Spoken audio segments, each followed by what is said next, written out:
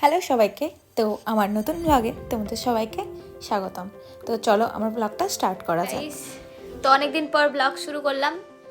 এখন ঘুম থেকে উঠেছি। তো আজকে আমার সাজাতে যাওয়ার ডেট আছে, যার কারণে আজকে তোমাদের সাথে আমি ব্লগটা শেয়ার করব। এই যে আমার বোনকে দেখো। তো আমাদের সাথে ব্লগটা কন্টিনিউ করো আর আমাদের সাথে থাকো।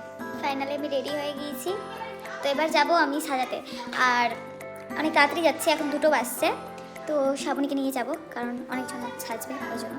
তো চলো আমার সাথে ব্লগটা কন্টিনিউ করো। তা আমি বেরিয়ে গেছি, এখন আমি যাব সাজাতে। তো ওখান থেকে আমি শ্রাবণীকে পিক আপ করে নিব। আর এদিকে আমার বোন তো একটু পাগলের মতো ব্যবহার করছে, তোমরা দেখতেই পেলা। তো চলো আমাদের সাথে। শ্রাবণী ওর ঘরে তালা মারছিল, তো বুঝতে পারিনি যে আমি ব্লগ করছি। আমরা বেরিয়ে গেলাম। আমরা টোটো করে বেরিয়ে গিয়েছি, আমরা পৌঁছে গিয়েছি। আমরা আমাদের লোকেশনে পৌঁছে গিয়েছি। তো চলো এবার স্টার্ট করা যাক।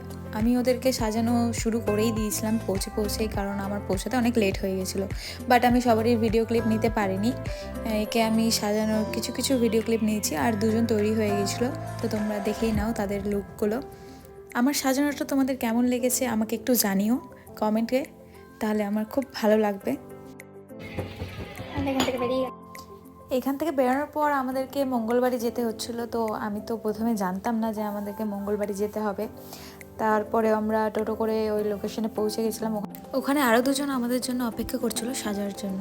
আমাদের লেটই হয়ে গেছিলো, কারণ ওদের নিজেদের যেহেতু বিয়ে বাড়ি ছিল। তো আমি খুব তাড়াতাড়িতে সাজালাম ওদেরকে। সবার সাজানোর লুকসটা আমি দিতে পারিনি, কারণ আমাদের অনেকটা লেট হয়ে গেছিলো, ওই জন্য অনেক ক্লিপ নেওয়া হয়নি। তারপর আমাদের হয়ে যাওয়ার পর ওরা আমাদেরকে একটু রাস্তায় এগিয়ে দিয়েছিল, আমরা বেরিয়ে গিয়েছিলাম। আমরা বেরিয়ে গিয়েছি। আমাদের অবস্থা খুব খারাপ, কারণ প্রচন্ড ঠান্ডা লাগছে। কানে দেওয়ার কিছু নিয়ে আসছি, ভুলে গেছি। আমরা ভেবেছিলাম তাড়াতাড়ি হয়ে যাবে, ভাবতে পারিনি বাজে মঙ্গলবাড়ি যেতে হবে। আমরা কটায় এসেছি? হ্যাঁ, আমরা এসেছি তো 3টার সময়, বা বাড়ি থেকে বেরিয়েছি 2টোর সময়, আড়াইটার সময় বাড়ি থেকে বেরিয়েছি। এখন বাজে 9:30। রাতে বাড়ি যাওয়ার পথে আমাদের অনেকটাই খিদা পেয়ে গেছিলো, যার কারণে আমরা রাস্তায় দেখেছিলাম যে মোমোর দোকান খোলা আছে, তখন আমরা মোমো খেয়ে নিয়েছিলাম। আজকের জন্য এতটুকুই। দেখা হবে এবার নেক্সট ব্লগে। বাই।